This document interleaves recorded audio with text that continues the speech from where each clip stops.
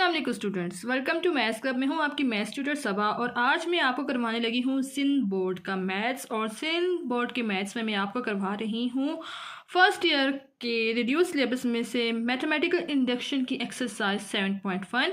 तो हम स्टार्ट करते हैं। सबसे पहले हमें पता होना चाहिए कि मैथमेटिकल इंडक्शन होता क्या है। स्टूडेंट, सबसे पहले हमें पता होना चाहिए कि मैथमेटिकल इंडक्शन क्या होता है। हमारे पास दुनिया में बहुत सारे नेचुरल नंबर्स होते हैं, 1 2 3 4। नेचुरल नंबर क्या होता है? जो नंबर्स 1 से स्टार्ट होते हैं और फिर चलते रहते हैं वो सारे नेचुरल नंबर्स हैं। नेचुरल नंबर्स कितने हैं दुनिया में हमें नहीं पता, वो बिलियंस हैं, वो ट्रिलियंस हैं, हमें नहीं पता वो कितने हैं, लेकिन वो अनकाउंटेबल हैं, हम उनको काउंट नहीं कर सकते। अब क्योंकि हम उनको काउंट नहीं कर सकते और अगर कोई हमें बोले कि आप उसको काउंट करें तो हम कैसे करेंगे? 1 + 2 करेंगे तो 1 + 2 3 हो गया, फिर 3 + 3 करेंगे तो 6 हो गया। नहीं, इस तरह तो काउंट नहीं होंगे। फिर क्या हम उसको कैलकुलेटर से काउंट करेंगे? नहीं, वो कैलकुलेटर से भी काउंट नहीं होगा। तो जब इस तरह की सिचुएशन होती है कि आपने बहुत सारे नंबर्स काउंट करने हैं, चाहे मे बी आपने अगर मैं यहाँ पे 1 + 2 + 3 + 4 करूँ और मैं इसको काउंट करते करते +1000 तक ले जाऊँ, ठीक है, तो क्या मैं इन सबको कैलकुलेटर से काउंट कर सकती हूँ? नहीं। क्या मैं इन सबको इस तरह लिख के काउंट कर सकती हूँ? 1 + 2 करूँ तो वो क्या हो जाएगा, 3 + 3 को 3 में 3 ऐड करेंगे तो वो 6 हो जाएगा, फिर इसमें बीच में 4 ऐड करेंगे तो 10 हो जाएगा। तो क्या इस तरह ऐड करते करते क्या मैं कर सकती हूँ? नहीं। तो जब इस तरह के आपके पास अनलिमिटेड नंबर्स होते हैं और जब आपने उनको काउंट करना होता है, अनलिमिटेड हो चाहे लिमिटेड भी हो, जैसे यहाँ पे एक लिमिट है कि आपने 1 से लेके 1000 तक आपने नंबर्स ऐड करने हैं, ठीक है, तो फिर क्या करते हैं, उनके लिए हमारे पास इंट्रोड्यूस होता है फॉर्मूला। हमारे पास फॉर्मूला इंट्रोड्यूस होता है। तो फॉर्मूला कोई भी हो सकता है, कैसा भी हो सकता है। तो जब हमें बहुत सारे नंबर्स को ऐड करना होता है, ठीक है, तो उन नंबर्स को ऐड करने के लिए हम फॉर्मूला यूज़ करते हैं। तो उस चीज़ को हम कहते हैं मैथमेटिकल इंडक्शन। तो स्टूडेंट्स, उम्मीद है आपको इतना समझ आ गया होगा। जो मैंने बात आपको समझाई कि मैथमेटिकल इंडक्शन क्या होता है, हम अनलिमिटेड नंबर्स ऐड करते हैं या हम लिमिटेड नंबर्स ऐड करते हैं और वो बहुत सारे होते हैं, हम उनको एज विद कैलकुलेटर काउंट नहीं कर सकते, ना ही हम उनको मैनुअली काउंट कर सकते हैं। तो उसके लिए हम फार्मूलास यूज़ करते हैं। तो उनको किसी फार्मूला के थ्रू सॉल्व करना मैथमेटिकल इंडक्शन कहलाता है। तो स्टूडेंट्स, आपको ये बात अब क्लियर होगी। तो अब हम आ जाते हैं एक्सरसाइज 7.1 की तरफ, ठीक है, जिसमें इन्होंने हमें एक सीरीज दी हुई है 1 + 3 + 5 और आगे बीच वाले नंबर मिसिंग है, ठीक है। इसका मतलब ये कि वो बहुत सारे नंबर्स हैं और जिसका लास्ट नंबर वो है 2n - 1 = वो ये है 2n - 1 इसका लास्ट नंबर है, ठीक है। और ये इक्वल किसके? n² के। अब बात ये है कि अगर इन सारे नंबर्स को ऐड करूँ, इसको भी ऐड करूँ और इन सब नंबर्स को ऐड करने के बाद, इसको भी ऐड करने के बाद मेरा जो आंसर आए वो अगर n² आए तो मेरा ये क्वेश्चन ठीक है, मेरी ये स्टेटमेंट ठीक है कि मैं इन सब नंबर्स को ऐड कर रही हूँ और इसका आंसर उसके बाद n² आए, इस आंसर की इस चीज़ के इक्वल आए, बिल्कुल सेम आए, तो इसका मतलब ये है कि मेरी ये स्टेटमेंट ठीक है। तो हम मैथमेटिकल इंडक्शन में क्या होता है कि हमें एक क्वेश्चन दिया हुआ होता है, हमें एक इक्वेशन या स्टेटमेंट दी होती है, उस स्टेटमेंट हम वैल्यूज़ पुट करके देखते हैं कि क्या वो इस वाले की इक्वल आ रही है कि नहीं। अगर इस वाले की इक्वल आ जाती है तो हम कहते हैं कि वो ठीक है।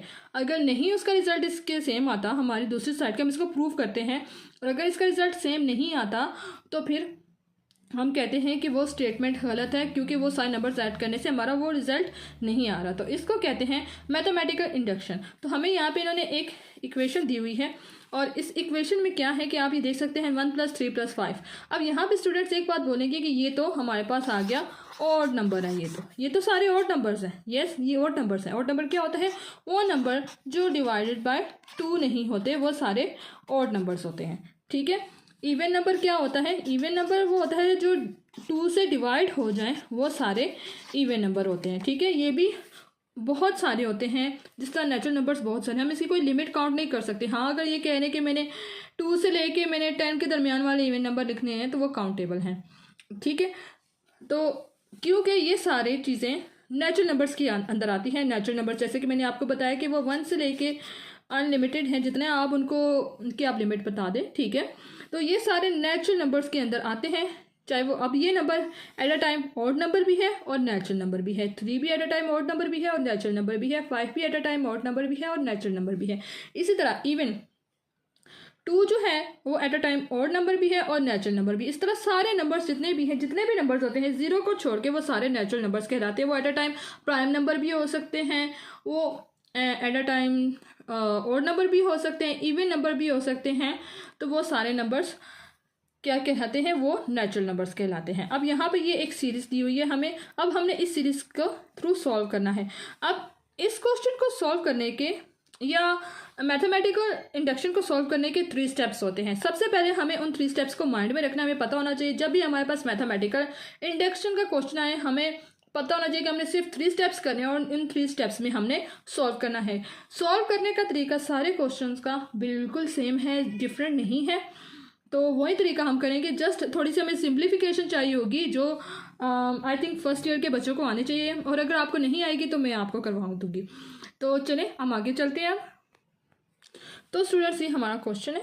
तो क्या करेंगे, हमारे पास 3 स्टेप्स होते हैं। फर्स्ट स्टेप हमारा वो होता है हम n = 1 पुट करते हैं इन दोनों चीज़ों के अंदर, ठीक है। ये जो 2n-1 है और =n² है। फिर हम उसमें देखते हैं कि क्या इन दोनों का आंसर सेम आता है।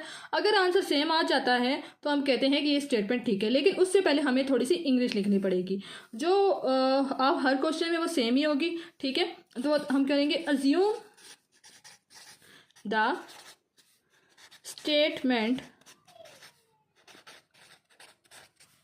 Is true for n = 1। हम अज्यूम करेंगे जो स्टेटमेंट है वो ट्रू है फॉर n = 1, ठीक है। अभी हम अज्यूम करें, लेकिन जब हम इसमें n = 1 यहाँ पे और यहाँ पे जब पुट करेंगे, जब उनका आंसर सेम आ जाएगा तो हम बोलेंगे कि हमने वो स्टेटमेंट प्रूव कर दी है। तो अब क्या करेंगे, मैं ये चीज़ लूँगी। अच्छा, 3 स्टेप्स मैंने आपको बताया होते हैं। तो फर्स्ट स्टेप ये होता है कि हम n = 1 पुट करते हैं इसमें, फिर सेकंड स्टेप में हम n = k पुट करते हैं, और थर्ड स्टेप में हम n = k+1 यहाँ पे पुट करते हैं। तो अभी फर्स्ट स्टेप को आप अच्छी तरह से देख लें, फिर मैं आपको उसका सेकेंड और थर्ड स्टेप भी एक्सप्लेन करूंगी। तो ये हो गया 2n-1 = n²।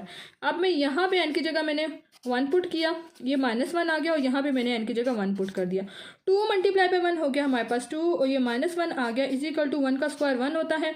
2 में से 1 को हमने माइनस किया तो 1 = 1। तो आप ये देख सकते हैं कि हमारे इसकी लेफ्ट हैंड साइड और राइट हैंड साइड का आंसर बिल्कुल सेम आ गया है। तो ये हम करेंगे हेंस एक minute, hence the statement is true for n = 1। तो स्टूडेंट आपको इतना समझ आ गया होगा, उम्मीद है कि ये आपको इजी लगा होगा। ये हमारा फर्स्ट स्टेप है और सारे क्वेश्चंस में हमारा फर्स्ट स्टेप यही होगा कि हम n = 1 पुट करेंगे। तो अब हम चलते हैं अपने सेकंड स्टेप की तरफ। तो स्टूडेंट्स हमारा सेकंड स्टेप क्या है, उसमें हमने इंग्लिश वही लिखनी है, ठीक है, जो मैंने अभी लास्ट लिखी थी, assume the statement is true for n = 1। तो अब यहाँ पे मैं लिख नहीं रही, ठीक है, वो आप खुद लिख लेंगे, लेकिन वो हमारा लिखना बहुत ज़रूरी होगा बोर्ड के एग्जाम्स में। तो मैं यहाँ पे लिखूंगी assume the statement is true for n = k, ठीक है। तो अब मैं यहाँ पे लिख रही हूँ n = k, वो आप लोग खुद लिख लेंगे, ठीक है, क्योंकि वो सेम ही रहेगी। अब मैंने क्वेश्चन लिखना है, जहाँ पे भी n है वहाँ पे मैंने k डाल देना है, ठीक है। 2k - 1 = k², और इसको मैंने यहाँ पे ये k² हो गया, इसको मैंने इक्वेशन नंबर 1 बोल दिया। अब मैंने इसको इक्वेशन नंबर 1 बोल दिया। अब क्या होगा, अब इसको मैंने बाद में सॉल्व करना है।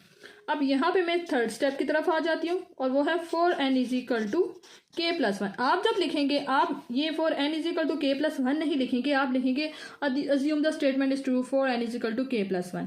अब मैंने क्या करना है, मैंने ये चीज़ लेनी है, सिर्फ ये चीज़ लेनी है, और यहाँ पे मैंने 2n-1 लिखा। अब जहाँ पे n है वहाँ पे मैंने k+1 ऐड कर दिया, ठीक है। तो ये 2k से मल्टीप्लाई हो गया, 2k + 2 -1 आ गया हमारे पास, ठीक है। 2k से मल्टीप्लाई 2k हो गया, प्लस का साइन सेम, 1 से मल्टीप्लाई 2 आ गया, और ये -1 पहले का था। अब ये 2k आया, प्लस का साइन सेम रहा, 2 में से 1 गया तो हमारे पास 1 आ गया। अब ये हमारे पास एक वैल्यू आ गई है। अब नेक्स्ट स्टेप क्या होगा, इस वैल्यू को मैंने क्या करना है, इक्वेशन 1 की दोनों साइड्स पे ऐड कर देना है, ठीक है। तो अब हम नेक्स्ट स्टेप की तरफ चलते हैं। ओके स्टूडेंट्स, अब हमारा मैंने ये लिखा है कि add 2k+1 on both sides of equation 1। तो इक्वेशन 1 क्या थी हमारे पास, 1 + 3 + 5, ये इसी तरह चलता गया, ठीक है। ये 2k - 1 आ गया, प्लस यहाँ पे मैं करूँगी 2k + 1 is equal to k square उसका अपना था k स्क्वायर + 2k + 1, ये आ गया। ओके, अब हम ये जानते हैं कि ये चीज़ क्या थी, हमारे इक्वेशन नंबर 1 में ये चीज़ थी, ठीक है। इक्वेशन नंबर 1 क्या थी, 1 + 3 + 5, ठीक है, ये इसी तरह, और 2k - 1 is equal to k square, ये हमारी इक्वेशन नंबर 1 थी, ठीक है। अब ये वाली चीज़ और ये वाली चीज़ सेम होगी, तो क्या इस वाली चीज़ की जगह यहाँ पे मैं k स्क्वायर पुट कर सकती हूँ? मैं बिल्कुल पुट कर सकती हूँ। तो मैं इसकी जगह यहाँ पे मैं लिख लेती हूँ k स्क्वायर, तो k square + 2k + 1 is equal to k square + 2k + 1। अब मेन रीज़न क्या है, मेन चीज़ हमने करनी क्या है कि हमारे दोनों साइड सेम आनी चाहिए। अब आप देख सकते हैं स्टूडेंट्स कि हमारी दोनों साइड सेम आ गई हैं। अब जब सेम आ गई हैं तो हम कह सकते हैं कि सॉल्व हो गया, लेकिन अब क्योंकि हम फर्स्ट ईयर के स्टूडेंट्स हैं तो हमें इसको थोड़ा सा सिंप्लीफाई करना पड़ेगा। तो क्या इसको देख के हमें 8th क्लास के अलजेब्रा में से कोई फार्मूला याद आ रहा है? मुझे याद आ रहा है, वो है a + b whole square is equal to a square + 2ab + b square. Means कि ये चीज़ बन रही है, तो यहाँ पे मैं लिख लूँगी k + 1 का whole square is equal to k + 1 का होल स्क्वायर। तो ये हमने सॉल्व कर लिया, तो मैं यहाँ पे लिखूँगी hence the statement is true for n is equal to k + 1, n is equal to k and n is equal to k + 1। तो ये हमारा सोल्यूशन है। तो स्टूडेंट्स, ये था मेरा आज का हमारा क्वेश्चन नंबर 1। तो नेक्स्ट वीडियो में मैं आपको क्वेश्चन नंबर 2 करवाऊँगी। उम्मीद है स्टूडेंट्स आपको ये सब समझ आ गया होगा, और अगर आप कुछ और पढ़ना चाहते हैं मेरे से, केमिस्ट्री, फिजिक्स, न्यूमेरिकल्स पढ़ना चाहते हैं, तो आप मुझे कमेंट कर सकते हैं। Thank you so much for watching my video. अल्लाह हाफिज़।